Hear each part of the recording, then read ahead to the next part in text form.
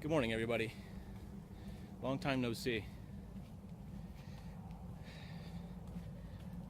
A lot of things going on between last time I made a video and today, and I've been trying to finish a compilation video, which hasn't been going all that well because I've been having to look up video and I haven't been super motivated to finish it. And that was one of the videos I've been hoping to release first before I did any more. I was trying to not do any vlogs before I released that compilation of funny moments and outtakes and goofy stuff. Still haven't finished it. I got a lot of work to do. I guess it's going to take longer than I thought. So just looking up hundreds of hours of video and stuff, it can be a bit of a daunting task to find all that stuff on the hard drive. Besides that, I was watching a bunch of YouTube. Usually at night I'm watching YouTube when I can't sleep. Sometimes, like 1 o'clock in the morning, I'll be surfing YouTube and just clicking the suggested videos. You watch one video and then they'll suggest something else. And I happened upon a video that was really interesting. It was a documentary about power issues in the United States with solar, trying to make a dent in the power grid, as well as in combination what India is going through with their power situation. Oh my. 1, 2, 3, 4, 5, 6, 7, 8, 9. Hello, excuse me, hello. Do you mind if I sit down? Before coming here, I never imagined kids having to breathe in toxic kerosene fumes just to do their homework. But there are 300 million others in India that live just like this, with no access to any power at all. 300 million people, basically the population of the United States. It's not just an energy problem, it's a human problem. Something has to change. Iqbal introduces me to a company out here trying to bring light to the 300 million Indians living without power. OMC is a private company, and we generate power, and we sell this to businesses and to families, the homes that you see around here.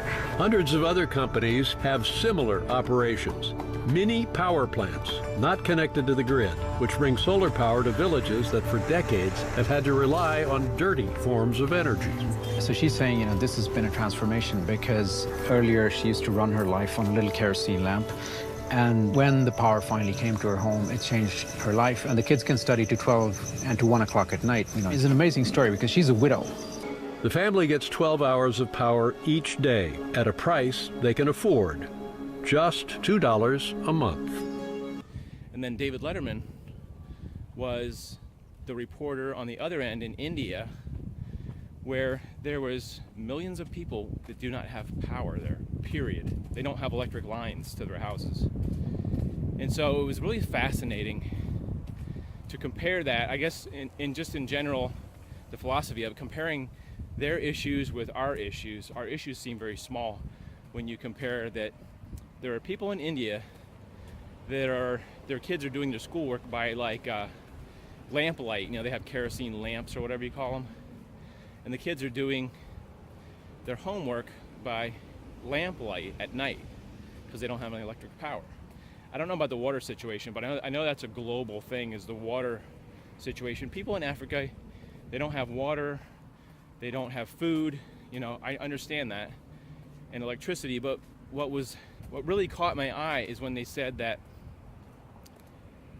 there are 300 million people in India that do not have electric power. And I'm thinking, how is that possible? And then in the next sentence they said, that's the approximate size of America is 300 million people. It's actually over 300 million people, but like 341,000 or something, or 341 million, something like that. That blew my mind. That was a mind blower. Besides all the other poverty where people live in substandard housing, and then they don't have running water, and I've heard stories about people, they didn't focus on that specifically, but people they don't have sewage systems, so they have to throw their feces out in the street or something, or in a ditch or somewhere. But that's besides the point, is the fact that they didn't have power. It was just mind-blowing. Can you imagine that?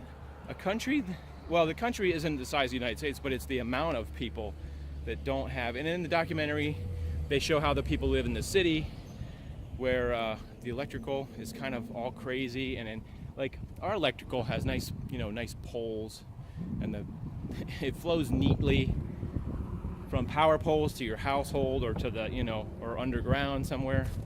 And in India, it's just a big tangle. They show the video of the tangle of electrical wires that they have set up their infrastructure in India. And I don't really understand their economy, but I do know that their next door neighbors are like China and like Afghanistan. And I don't understand the company economics of the whole thing, but it's just the basic facts of that people do not have electricity there. And they're not able to get it because they don't even have wires that go to their house. So what they're doing is they're setting up solar arrays near towns. And I can't tell how big, speaking of solar, there's actually a solar panel right over there near that green that green box right there with the solar panel. That's some kind of solar powered, maybe for the lighting here. But it was a very interesting documentary. And with all the things going on in the world, it makes you wonder. I guess it makes me wonder why that is. I mean, there's tons of bad news on TV, people getting shot, people on the news, mass shootings and stuff like that. And as simple as it seems is, the United States has had power for over 100 years. We had electricity. They invented electricity and set up the grids. And a lot of other countries, well, many countries, have that. But I can tell you one thing. My girlfriend grew up in Korea in the 60s. She was born in 1960. And she didn't have power growing up. And I'm not exactly sure why that is, but she can talk about that and explain to me that, she used to have a candle at night, and she used to try to read by candlelight at night and stuff like that. But just think about your life if you had no electricity, no computers, no refrigeration, no lights, of course, just, no power, not a washing machine or dishwashing machine. So in a way that kind of sets a bit of a little bit of a, what would you call that? I can't think of the word. A little eye-opener, a little wake-up call to think we can get so, overwrought with our problems. Maybe, you have car issues. The guy just honked at me. You have car issues, or, we have issues where, Starbucks is closed or something like that. I mean, just like really petty things. But has anybody ever really heard of that? Because I watch a lot of news. I watch a lot of documentaries. I read a lot. I read every day. Every single day I'm reading something. And it kind of does put you in perspective. And also I want to relate something about, I was able to take a trip to Nicaragua around 2003, 2004, I think for 2 years. 2 different years I went. And they're a third world country. And some of the places we stayed had, I think one place had electricity, and I don't think the other place did. It was like a farming community. The translation of the name of the place was Bluefields Number 2. That was one of the places we stayed. And I guess there was a Bluefields Number 1 too, but the thing that really shook me up or sort of made an impression on me was the fact that you can't just go to the refrigerator and grab some snacks, because I don't think they had a refrigerator. They had a TV. I don't think so. We had a big cooler that we brought. It was a group of church people, and we bought like a gigantic cooler and kept anything that needed to be cooled in the cooler, because the people didn't have refrigeration. They had power, and what they would do is they had like 2 rooms. They had like a living room, and then they had a big bedroom, and they would take the light, and since the ceiling was open, they would take the light and they would move it to the bedroom like it was a piece of wire with a bulb on it.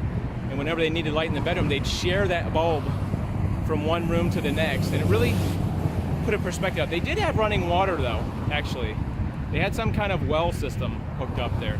But there are places that I did go that they would have, the water would come like once a day, and they would fill up a big barrel, and then that would be their water for the day. And that was like pretty mind-blowing, that we go in and take a shower, and we'd stand in like a tub thing, and we'd take like a scooper of water and pour it over and wet your body, and the water was pretty cold, and then you'd shampoo up, rinse off like that. They didn't even have like a portable shower thing, so we usually stayed about 4 days in those conditions. And why would I do that? Well, at the time I wanted to experience something that I hadn't already done yet, because I've already been to several places in the United States. I travel, Washington D.C. and St. Louis and Las Vegas and a lot of different places, and I wanted to experience something new. So that was definitely an eye-opener as far as how other countries live and how fortunate we are. And that's sort of a little bit of the message I'm trying to pass along, is that as bad as you have it, it's not as bad as they have it, I guess you could say. That's sort of the message. Is we have showers, we have running water, we have electricity, we have all these common things that we grew up with. And there are countries today that people don't have water. They have to go out to a river and go get water. So I have to remind myself of that every once in a while too, is that we're very fortunate, and it's, maybe you shouldn't be as down on yourself or down on your lifestyle as you could. But anyway, so that was in a nutshell kind of the message I want to share. And if you ever have a chance to go to a third world country, even Mexico, I think you could consider kind of third world-ish, where people don't have modern housing and modern water, and it's kind of the electrical cuts in and out, and that's what happened in Nicaragua. They'd have these power outages where the power would just go out, and the same thing in India is what happens. So it's a real life changer when you go to a third world country and you really see how your life could be had you been unfortunate enough to be born in that country. So anyway, just hopefully you can take some positive out of this, a little bit of a positive note, and just be appreciative for what you have, because that's what I try to do to myself. It's just remind myself I do have it. In this country we are well off, and we do have things. Okay, so I'm repeating myself now. Anyway, I hope you guys are doing well. Things are going better this week than last week, so hopefully I'll be put some more vlogs up besides this one, and things will kind of get back on routine again. So we'll see you guys later. Have a great week.